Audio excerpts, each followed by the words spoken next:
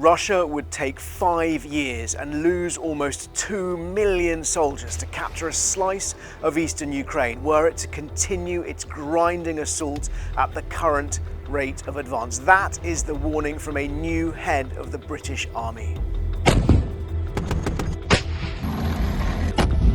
We're in Kharkiv again. My name is Jerome Starkey, the defence editor at The Sun newspaper, and this is Frontline, your weekly roundup of the most important news from the war in Ukraine. We start today with that prediction from General Sir Roly Walker, the new head of the British Army. Asked about how the war in Ukraine is going, he said that were Russia to continue grinding forward at the current rate of advance, it would take them until 2029 to capture what he called the minimum requirements of the 4 oblasts. That's Kherson, Zaporizhia, Donetsk and Luhansk. Moscow's reduced ambition for its current onslaught, and it would cost them the best part of 1.5 to 1.8 million soldiers dead and wounded, and he said untold billions worth of military equipment. Now this is an interesting way at looking at this war of attrition because of huge costs being exacted on both sides of this conflict. But Russia is the side which is grinding forward, which is gaining territory. And that has led many people to suggest that Russia is winning, Ukraine is losing, the outcome is inevitable. The question really is, and this is what Roly Walker said, is whether Ukraine can maintain its defence and therefore continue to exact this enormous price on Russia, and of course whether or not Russia is willing and able to absorb such eye-watering levels of losses. Roly Walker made the point that Moscow's calculus may be different to ours, different to the calculus of governments and militaries in the West in terms of what they would be prepared to lose for those gains on the battlefield. But nonetheless, it gives us a sense that whilst Russia is gaining ground, Ukraine is not on the brink of collapse. Russia is gaining ground very, very slowly at enormous cost. And Roly Walker's opinion was that the dilemma is for the Russian regime to decide whether or not it continues paying this price. And he said the real lesson is that this is the sorry tale of a long conflict in the modern age. Devastation and huge losses for both sides, lost generations. And we saw a sense of that last week from the graveyards in Lviv, just the huge scale of losses that Ukraine is suffering.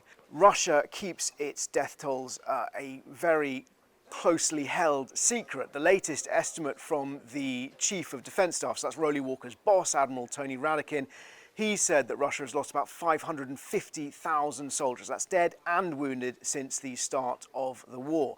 What Roly Walker was saying was that over the next 5 years, were this to continue at the current rate, that number would increase to at least 1.5 million. He said possibly up to 1.8.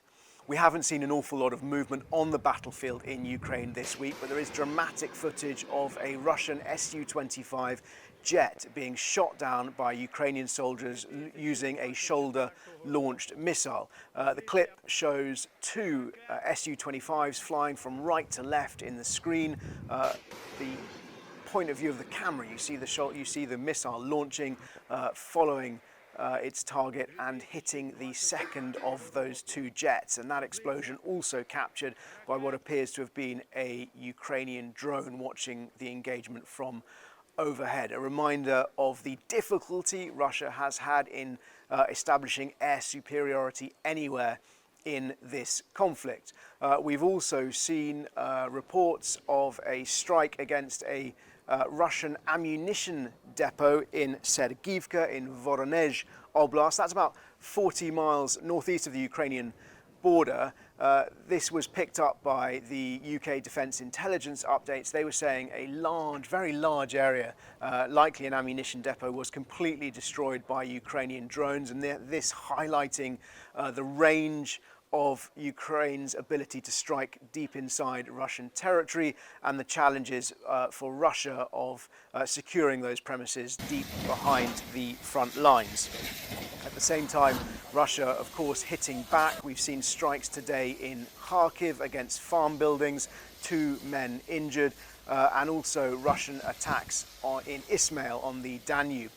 Ukraine saying that drones hit a grain warehouse, Russia saying it was targeting a site that is used to transit Western weapons into Ukraine. We also know that Romania reportedly scrambled its F-16 jets last night as those missiles were detected flying towards its territory. Finally today, there's also been footage that has emerged from Moscow of a car bomb being planted on what was believed to be the vehicle belonging to Andrei Torgachev, the deputy head of a Russian satellite communications unit.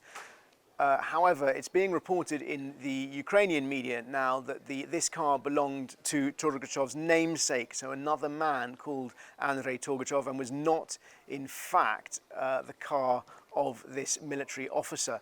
And indeed, the car bomb went off.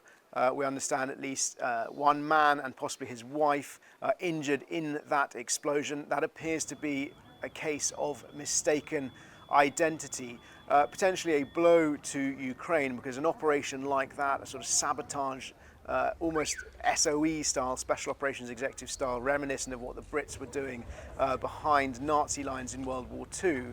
An operation of that nature, very, very difficult to conduct, very dangerous for the people involved.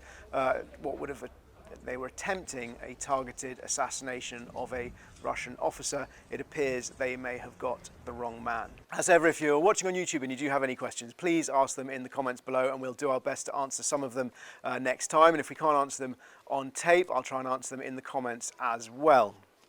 Some of you asking, what is the evidence for the losses? We often quote these figures about Russian losses. It's a really fair question because it's really hard to get to know precisely how many people have been killed, precisely because governments on both sides try very hard to keep their losses a secret. Most of the time when we're talking about losses, we are talking about estimates provided by Western governments. Those are the best figures we can get hold of, but I would also point you to joint investigations by the BBC and an independent organisation, media organisation called Media Zona. They have tracked 2 things. The sort of announcements of deaths across social media, where they've managed to identify named individuals of Russian soldiers who have been killed. And they have identified 59,000 names of individuals they are confident have died on the Russian side in the war in Ukraine. But they've also looked at another metric, and that is excess deaths, just statistically analysing the number of men who are dying, and there appear to be, by their estimates, 120,000 extra or excess deaths over the course of this conflict. So they've identified 59,000 that they're confident about. They think there's another 120,000. That broadly tallies with the figures that we're quoting to you of 550,000 dead and wounded, because that works out at a ratio of about 4 wounded to every soldier killed. And we understand that that's quite high, a ratio of dead to wounded, but that's partly because of Russia's tactics in this conflict, sending these human wave attacks into heavily defended Ukrainian positions. One of you asked, if the West takes the gloves off against Russia, will Russia not just take the gloves off as well? It's a very fair question. That was the central thesis of last week's update. In many ways, Russia has already taken the gloves off. Let's just look at what Russia is doing in Ukraine. They have launched a full-scale military invasion. They are using most, if not all, of their conventional weapons against Ukraine, including some of their most advanced hypersonic missiles, long-range cruise missiles, and devastating daily artillery bombardments and glide bombs from their aircraft. They haven't unleashed nuclear weapons, and that is, it would be a huge escalation. Meanwhile, the West has not given Ukraine a similar range of its best, most powerful conventional weapons.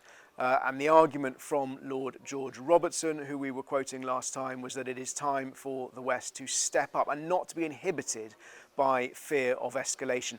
And he made the point that actually every time Russia has laid down what it's called a red line, has suggested that it would respond were the West to step up its support for Ukraine. When the West has called that bluff, Russian threats have proved to be hollow. Nonetheless, the risk is there. The risk of Russian nuclear escalation remains, and Russia does continue, it's worth reminding ourselves, continue a sort of covert sabotage campaign, both in cyberspace and using espionage across Europe. And there is sort of murky shadow war that is ongoing, and always fears that Russia might escalate that, might attack, for example, undersea critical national infrastructure, cables, electricity pipelines, internet pipelines, and such like. Final question for this week is, where are the F-16s? Short answer is, I'm afraid I don't know. We were told they are due in Ukraine imminently, and I said that might even mean they're already there. We wait to see the F-16s in action. If you have any questions, please do ask them in the comments below, and I will do my best to answer them next week.